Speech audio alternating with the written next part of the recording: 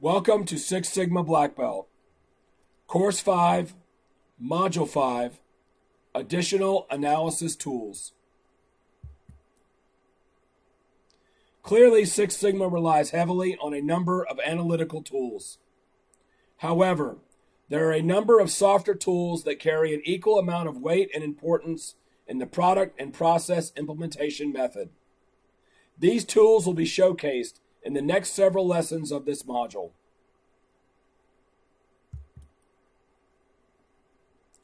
FMEA stands for Failure Modes and Effects Analysis.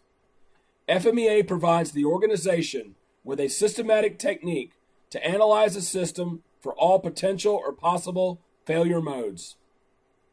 Each failure mode is assigned a risk priority number based on the failure mode, effect of the failure, and the probability that the failure will occur. Part of an example of an FMEA is shown here for perspective. Let's talk about the process and components that go into creating an FMEA. Creating an FMEA is very straightforward. There is a significant emphasis on documentation. An FMEA is considered an official document and should have a designated document number. At the top of the FMEA, there will be a number of descriptive elements that must be filled in, including the group that is responsible for the design, person responsible for the preparation of the FMEA, date, and the identification of the system under investigation. Each component is then listed. Below each component, list each function. Components can have more than one function. Each function cascades into a series of failure modes. For each failure mode, we will capture the effect and cause of the failure, and finally, any existing preventative controls already in place to abate or at least alert the consumer of the failure. Failures will happen. There is little we can do to economically cease all failures, but we at least want things to fail in a safe manner.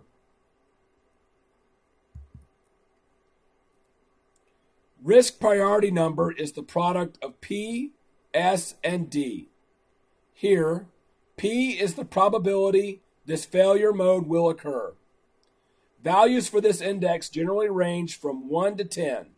Here, 1 is virtually no chance, and 10 is a near certainty of occurring. S is the severity of the effect of the failure. These values also range from 1 to 10. A value of 1 means the user will be unlikely to notice, whereas 10 means that there is an imminent danger to the consumer. D is a measure of the effectiveness of the current controls to identify the potential failure prior to release to production. This index also ranges from 1 to 10. A value of 1 means that it will be detected, whereas a value of 10 means it most likely will go undetected until it reaches the consumer. Very often, numbers are tied directly to the failure rate and parts per million number of defects that result based on a normal behavior. Failure modes with the highest RPN need action. Each organization has guidelines on the thresholds required for safety improvement, quality improvement, and continuous improvement.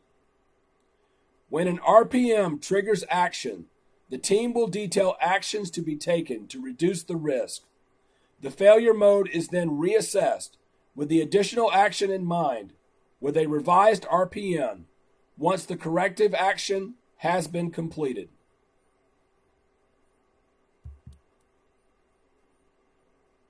Risk assessment is the combination of the severity of failure and the probability of failure. Severity ranges from loss of life or bodily harm to a nuisance issue. Organizations should define severity and risk within the context and exposure of their products on the consumer. Organizations should also set expectations for likelihood of occurrence based on severity. For example, we would never consider a catastrophic failure to occur frequently, or even more often than not.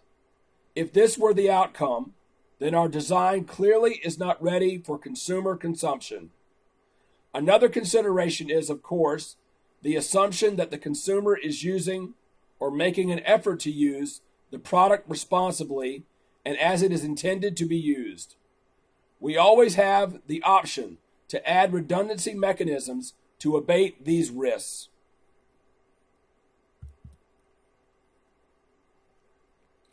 It is important to understand the distinction between failure mechanisms and modes. A failure mode is the symptom of the failure. For example, hearing metal grind when you apply the brakes on your car. This is not a failure, but a mode or signal that failure is impending. Failure mechanisms are the reasons that cause the failure mode.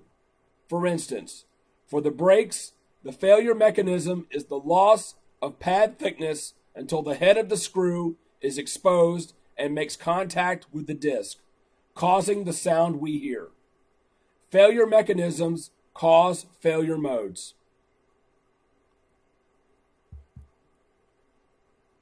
There are many different venues under which an FMEA can be used. Design FMEAs are performed on the product or service at the design level. Design FMEAs are used before products are released so that all design deficiencies can be detected and corrected. Process FMEAs are performed on the manufacturing processes. They are conducted during the quality planning phase.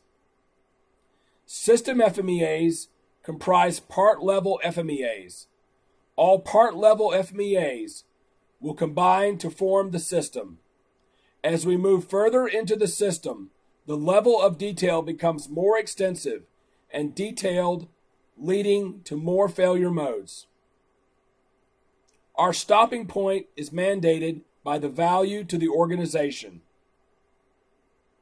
Functional FMEAs are also known as black box FMEAs. This type of FMEA focuses on the performance of the intended part or device, rather than on the specific characteristics of the individual parts.